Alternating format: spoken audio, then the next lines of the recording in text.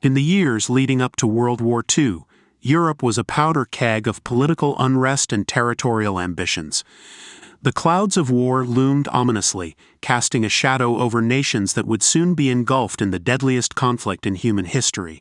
It was a time when leaders like Adolf Hitler, Benito Mussolini, and Winston Churchill played pivotal roles in shaping the destiny of their nations. Their decisions would reverberate across continents, setting the stage for a conflict that would redefine the course of the 20th century. As tensions escalated, nations began to flex their military might. The ominous sound of air raid sirens echoed over cities, and the world watched in suspense as the stage was set for a war unlike any seen before. A new era of warfare dawned with the rise of air power. In this turbulent landscape, the Battle of Britain emerged as a defining chapter, an aerial clash that would shape the fate of nations and test the resilience of the human spirit. The world witnessed a dramatic evolution in aerial strategies that would redefine the nature of warfare. As the 1930s unfolded, nations around the globe were quick to recognize the strategic potential of the skies. Biplanes, relics of the Great War, gave way to sleeker and faster monoplanes as military minds sought new ways to dominate the air. Aerial strategies were not solely about aircraft design. They were deeply rooted in geopolitical considerations. Nations began to strategize on how air power could be used to assert dominance, deter aggression, or provide a decisive advantage on the battlefield. Air shows became a showcase for technological prowess, with nations demonstrating their latest aircraft and innovations. The roaring engines and acrobatic displays weren't just for entertainment. They were demonstrations of military might and capability. The pre-war period was marked by intense rivalry among major powers. Each nation sought to outpace the others in terms of aircraft speed, range, and firepower. The concept of strategic bombing gained traction, with theorists arguing that crippling an enemy's industrial capacity from the air could be a game-changer. Little did the world know that these pre-war aerial strategies were mere preludes to the devastating conflict that awaited. The stage was set, and the skies were about to become the battleground for a war that would reshape the course of history. In the dark days of World War II, the Blitz descended upon London, a relentless wave of German air raids that would test the resilience of a nation.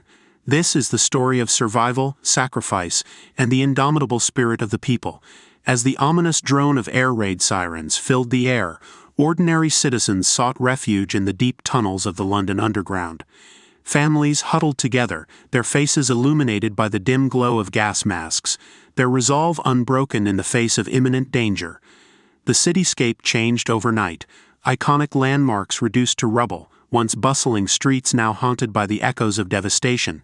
Yet, amidst the ruins, a determination to endure emerged. People lived for the night. Every evening the skies would light up, and they'd rush to the shelters. It was terrifying, but they found strength in each other. The camaraderie was incredible.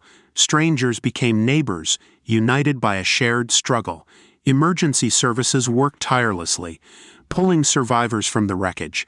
Communities rallied, displaying a resilience that would become a symbol of hope for a beleaguered nation. The Blitz scarred the city, but it did not break its spirit. From the ashes of destruction rose a stronger, more united London. Now we focus on the backbone of Britain's defense, the Royal Air Force, or RAF. As the looming clouds of war gathered, Britain faced the challenge of defending its skies against the formidable Luftwaffe. Before the Battle of Britain, the RAF underwent critical developments. A network of radar stations provided early warning, giving British pilots precious time to scramble and intercept incoming enemy aircraft. The development of the Big Wing formation was crucial. It allowed British pilots to engage the Luftwaffe on their terms. The iconic Spitfire and Hurricane aircraft became the stars of the show, showcasing superior agility and firepower. The Messerschmitts of the Luftwaffe met their match in the skies over Britain. The Spitfire, with its elliptical wings, and the Hurricane, a rugged workhorse, complemented each other perfectly. Together they formed a formidable defense against the German onslaught. But the RAF wasn't just about planes, it was about the people who flew them. pilots from diverse backgrounds, united by a common purpose to defend their homeland.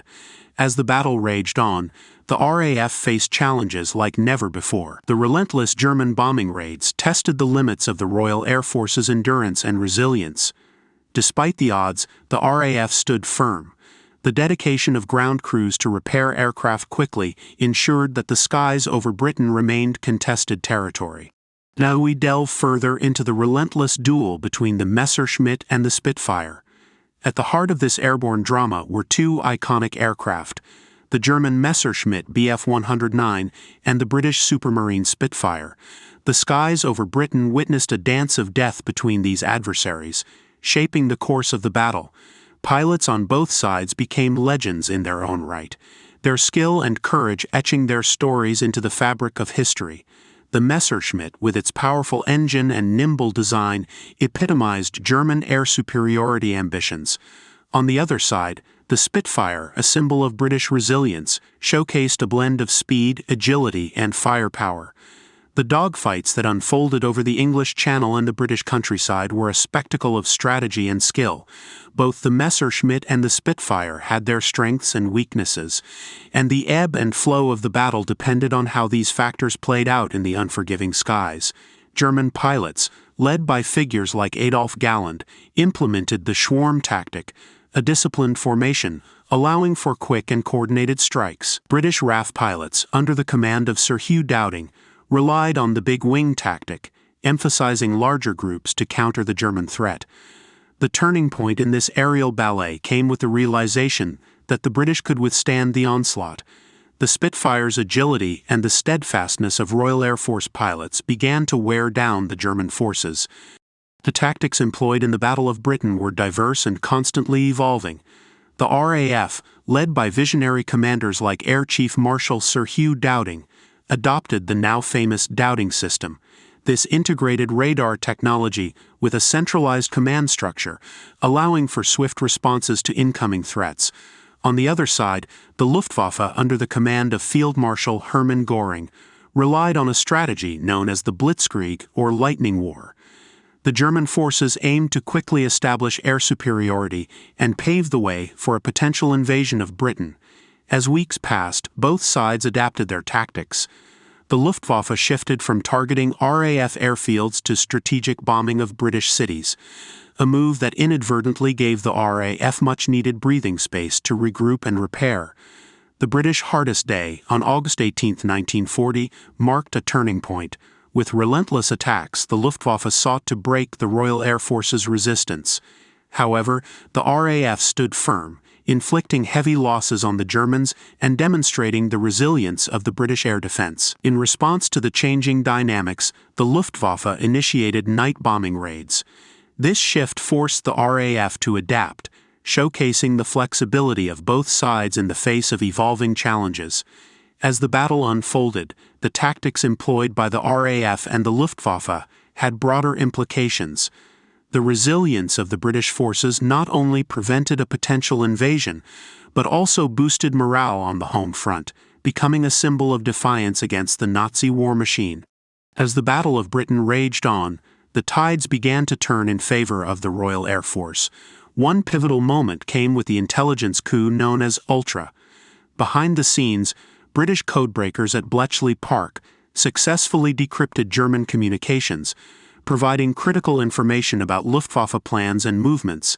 This intelligence advantage allowed the Royal Air Force to anticipate German attacks, positioning their forces strategically and ambushing Luftwaffe squadrons in the skies.